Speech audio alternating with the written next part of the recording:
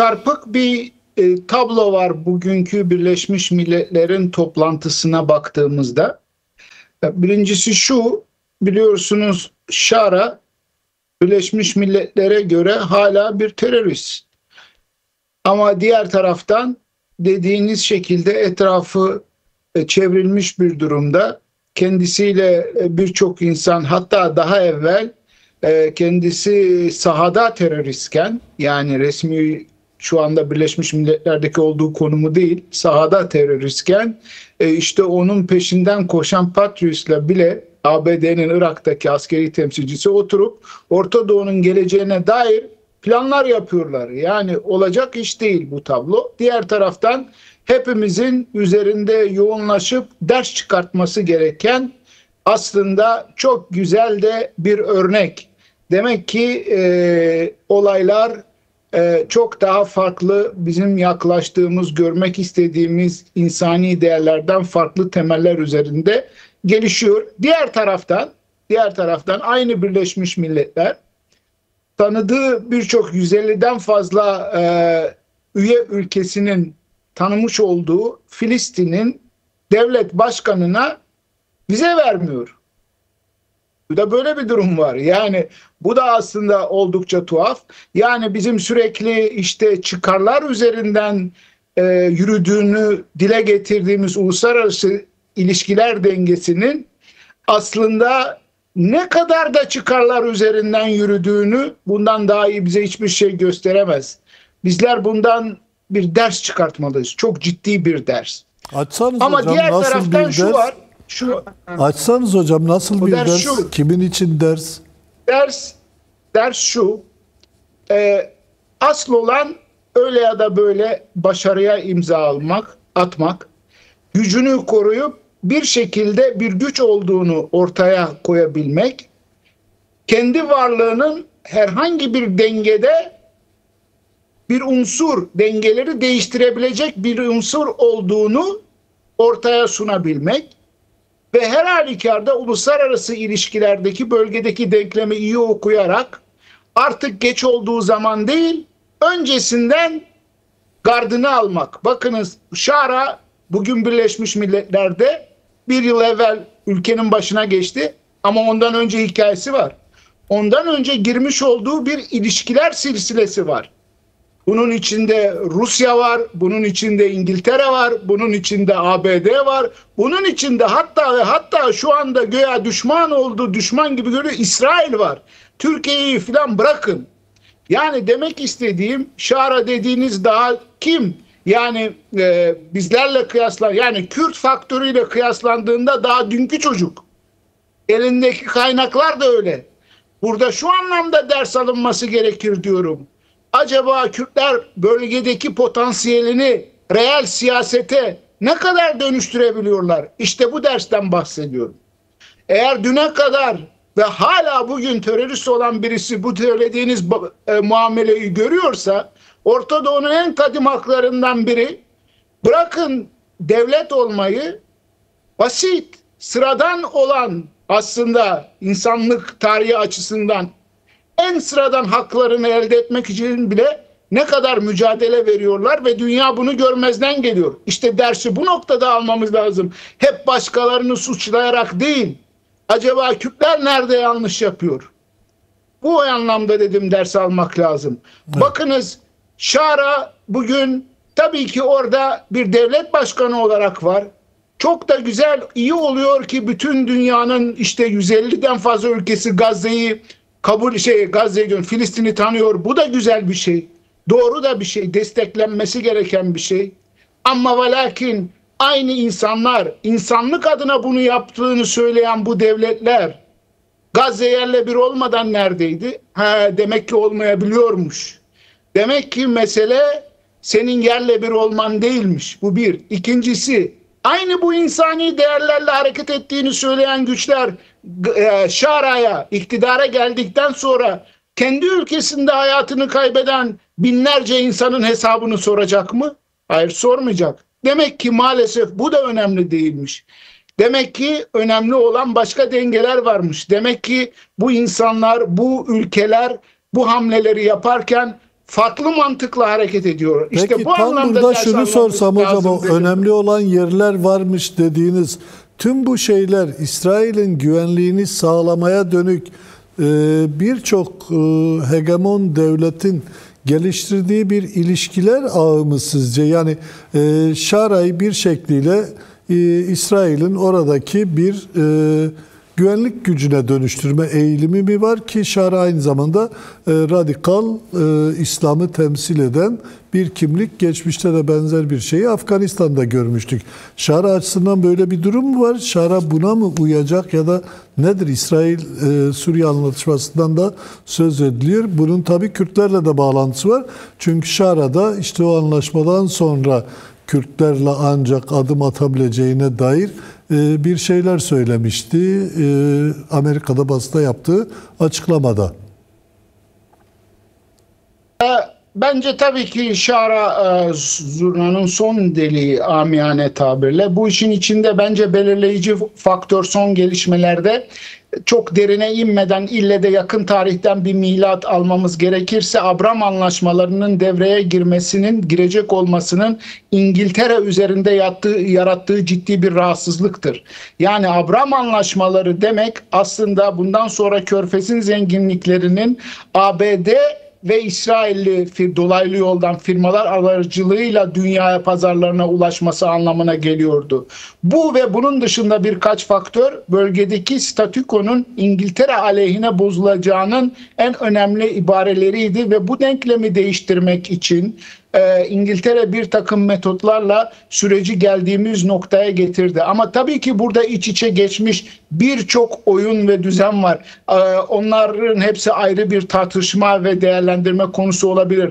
Ama bu dediğim tablo aslında bir komplo teorisi değil. Bu gerçekten olayların bu hale gelmesinde son yıllar itibarıyla bir milat oluşturma anlamında tespittir. Yani bu bir komplo teorisi değildir. Biz açık ve net bugün bölgede İngiltere ve ABD arasındaki çekişmelerin bölgeye yansımasını görüyoruz. Şara bu anlamda bir fonksiyonu tabii ki yerine getiriyor. Ama bunu yerine getirirken zaman zaman Türkiye'nin, zaman zaman Körfez'in, zaman zaman belki de Rusya'nın oyunlarına bilerek ya da mecbur olduğundan uymak zorunda kalıyor. O yüzden oldukça edilgen bir pozisyonda, kullanışlı bir şu anda lider, tırnak içinde Suriye'nin lideri havasında. Bu arada şunu da söyleyeyim, hani şu örgüt ya da şu yapı işte Kürtleri temsil etmiyor ya da şu halkı temsil etmiyor diyenler için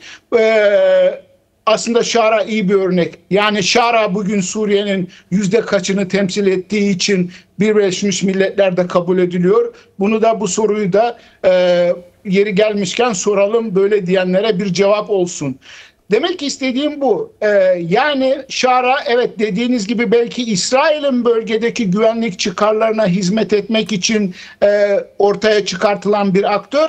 Ama aynı zamanda İsrail ve ABD'nin bölgeyle ilgili planlarını bozmak için de kullanılmaya uygun bir aktör.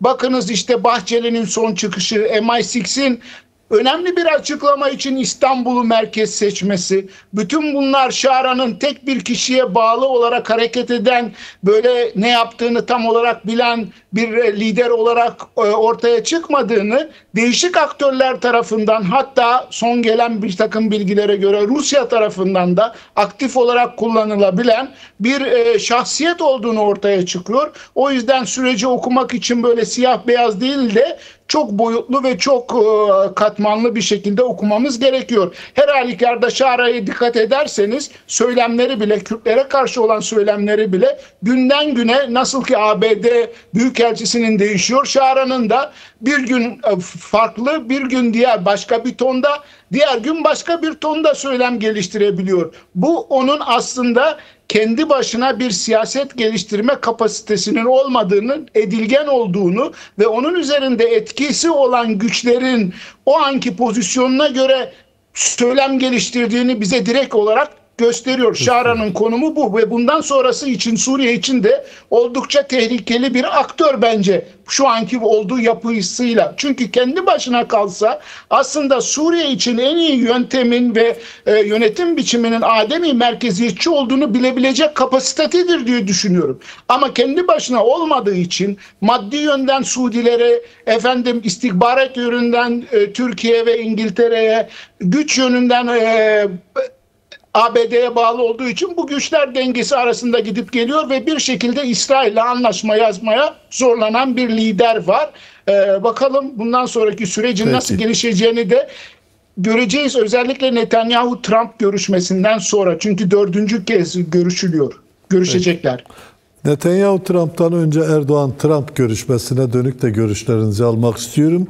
25 Eylül Perşembe günü bu görüşme gerçekleşecek.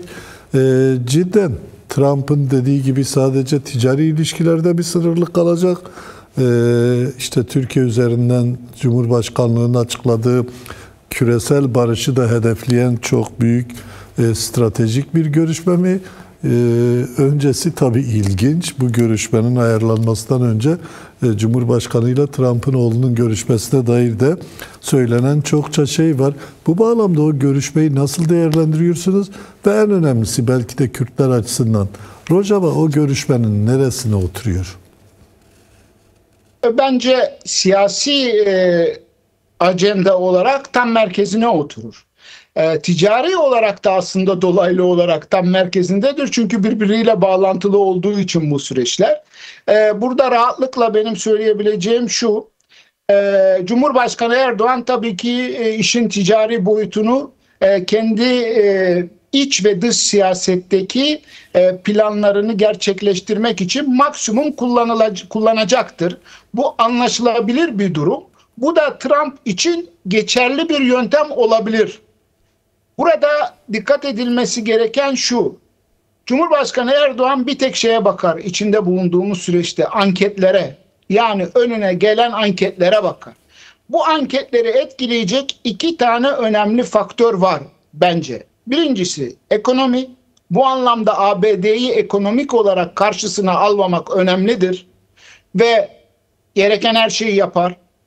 İkincisi içerideki bu sürecin nasıl gelişeceği Kürtlerle ilgili. Çünkü Türkiye'de iç siyasette Kürtlerin de düştüğü, bence Kürt siyasetinin de düştüğü bir yanılgı var. O da şu: demokrasi, demokrasi, demokrasi. Burada çok ciddi bir şey var. Yanılgıya düşme pozisyonu var. Yani muhalefet de bugün hem Kürt siyaseti hem CHP hepsi diyor ki Türkiye'ye demokrasi gelsin. Erdoğan da bunun üzerinden aslında siyaset yapıyor. Benim acizane görüşüm, Kürt sorunu konusunda bir kırılma devlette ve CHP'nin tabanında yaşanmadığı sürece Türkiye demokrasi gelmez. Yani Türkiye'ye demokrasi gelmeden önce bu kırılmanın yaşanması lazım. Bu kırılma yaşanmadan biz Türkiye'ye demokrasi gelsin de Kürt sorunu çözülsün. Böyle bir şey olmayacak. Burada CHP de yanılıyor. Bence Kürt siyaseti de yanılıyor. Onun için bu önemli bir belirleme hocam. Bu önemli bir belirleme. Bunu açmanızı isteyeceğim. Yani sonuç itibariyle Kürtleri tam anlamıyla tanıyan bir zihni anlayış oluşmadan hiçbir adım atılmaz mı? Bunu mu demek istiyorsunuz? Kesinlikle öyle. Yani bugün bakınız bu süreç, şu anda devam eden süreç, CHP'nin yöneticilerinin, Özgür Bey'in takındığı oldukça yapıcı tutum, DEM Parti'nin bu süreçteki mücadelesi ve çabaları, bütün bunlar önemli şeyler. Ama çok basit bilimsel bir formül var. Eğer amaç, hedef doğru konulmazsa, metotlar ne kadar doğru olursa olsun işe yaramaz. Çabalar ne kadar doğru olursa olsun işe yaramaz. Bedel ne kadar büyük olursa olsun işe yaramaz. Türkiye'de şu anda bir demokrasidir tutturulmuş gidiyor. Tabii ki demokrasi önemli. Ama ve lakin bu demokrasi ortamının olmaması zaten devletin Kürt sorunu bir şekilde tırnak içinde çığırından çıkmasın diye kasıtlı olarak kullandığı bir koz. Bundan dolayıdır bu fırsat CHP'nin üzerine bu kadar gitmeye elverişli bir ortam hazırlıyor. Bunu görmemek bence çok anlaşılmaz bir durum. Dolayısıyla peki hem tersi de CHP'nin geçerli değil mi hocam? Yani demokrasinin oturmuş olması Kürt sorununda kırılmayı da tabii beraberinde yani getirmez mi? Bu biraz yumurta mı civcivden, civciv mi yumurtadan çıkar gibi. Doğru ama işi bir polemiğe dökmemek için, çözümsüzlükten çıkartmak için bazen direkt cevap verip üzerinden gitmek lazım. Yumurta tavuktan çıkar. Bu kadar. Yumurtadan çıkan civcidir, daha tavuk olmamıştır. O yüzden burada CHP'de ve DEM Parti de şunu görmeli, hissetmeli ve buna zorlamalı. Türkiye Suriye'den başlayarak Kürt siyasetinde bir kırılmaya hazır olmaya zorlanmalı. Bundan sonra demokrasi gelir.